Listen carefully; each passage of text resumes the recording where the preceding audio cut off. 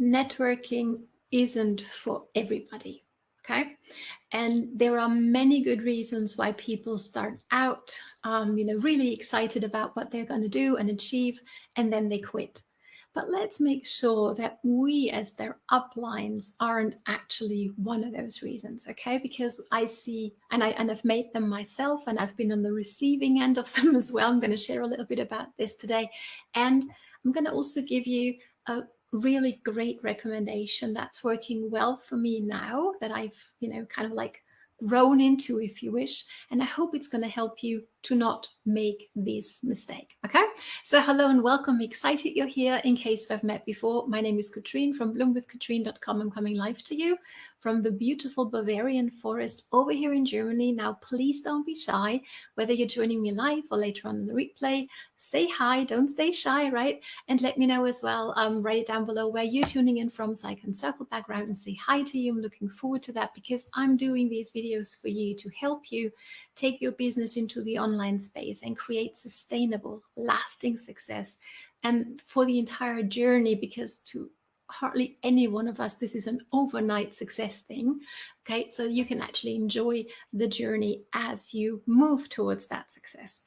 And there's one thing that's really exciting, right? When we get our first team member. Can you relate? Let me know when that was for you, because I'll never forget.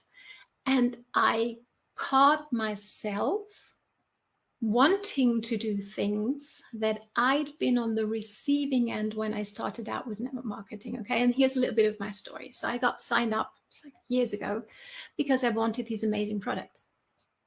And my upline, the lady who enrolled me, she saw potential in me, okay? And she was trying to the best of her ability to push me into what she called building the German market for her. And I had no idea what she was even talking about, but I understood that she wanted me to do something for her personal benefit.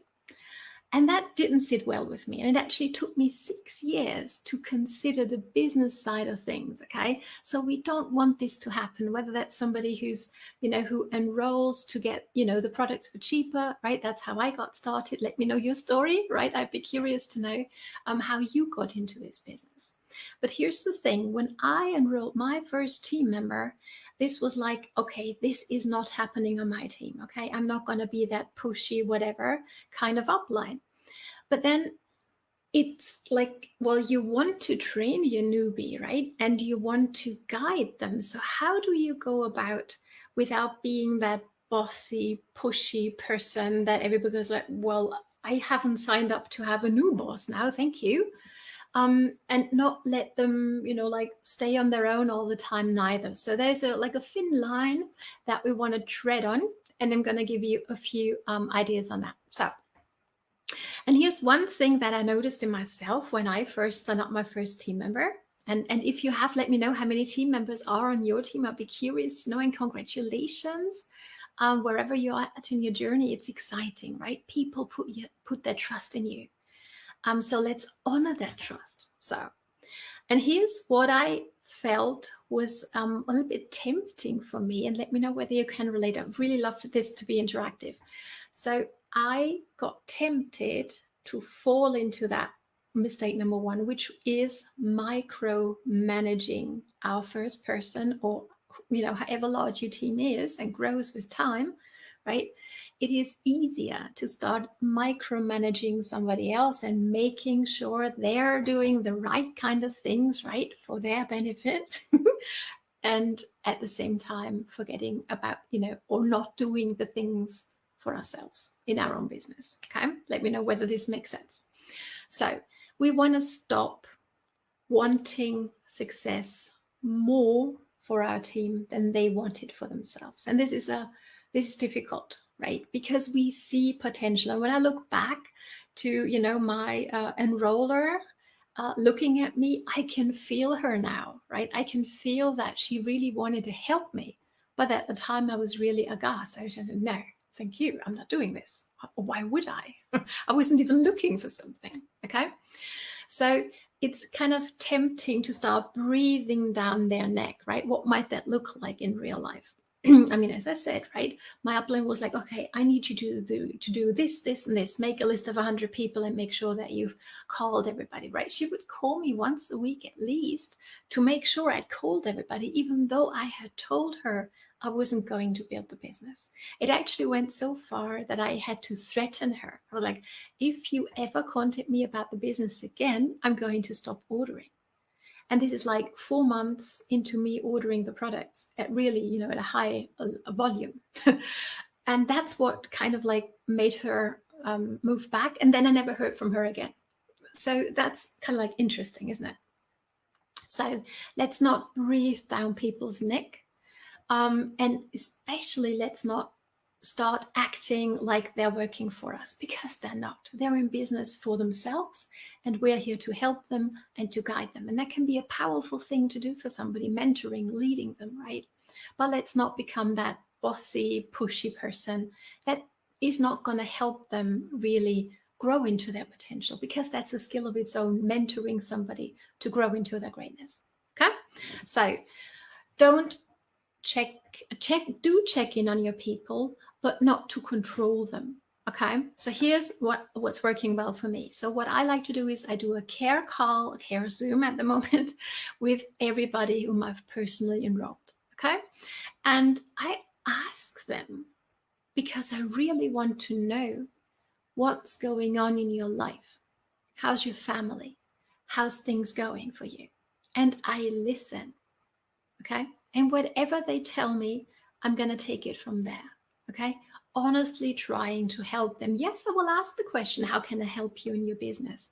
Is there something you need clarity with? Do you have any questions for me? Of course, but I'm not calling them at the end of the month to make sure they got their volume. And it saddens me to hear on so many Zoom calls I do with prospects who are looking to potentially join my team, what they've endured when it comes to upline support. Okay, so people only calling you at the end of the month to make sure that you're upping your volume so they can rank advance, right? So I just don't think that this is what this business really is about. This business is about serving others to grow into their own greatness. So on the calls, I'll give guidance when I'm asked to give guidance, right? I mean, when I see somebody struggling or maybe not doing stories, for example, very effectively, I might offer my help. But it's not like you need to do this, that, and the other thing. I'm going to ask them, hey, would you be open for me to give you some, tips to get your stories even more effective? Would you be open to learning more about this? Yes, please. And then I give the tips that I can share. Okay, so I do give guidance 100%, but I'm not going to be the pushy, this is what you need to do. Okay, and then let's do the things with our teams. Okay, let's not teach and preach and do other things ourselves. Okay, so let's not get stuck, into that micromanaging stuff and not doing, not having conversations with people. Absolutely not.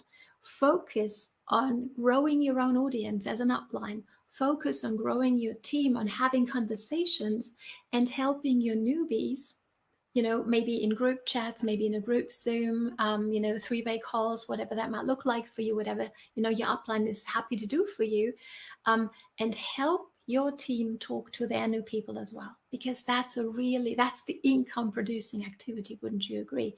That hardly anybody can do just like that, right?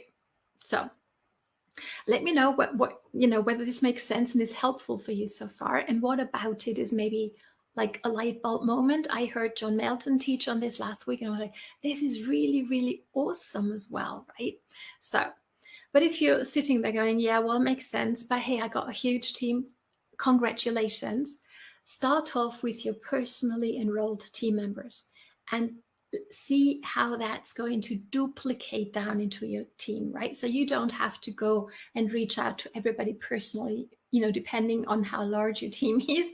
That might drive you crazy and definitely, end your momentum to grow your own business. That's not what we want, right? But we do want to make sure that our newbies get all the support that they require, that they know that you're available to them, right? And especially if you're going, well, makes sense, but hey, I really don't know when to fit that in on top of everything else. I hear you. I was there. And that's actually why I've put together a PDF that I'm happy to send over to you. That's my best 3 strategies that help me not be a hot mess every single day, right? And it does happen still sometimes, but it's 3 strategies, pardon me, that are going to help you build your business bigger in the online space without putting in 24/7 hours and weeks, right? But actually having a life and enjoying your journey. So if you resonate with that, drop strategies down below, and I'm also going to make sure to give you a link where you can get it right away. Okay, so thank you so much for watching, and I'm looking forward to seeing you on my next training. All the best from Katrin. Bye.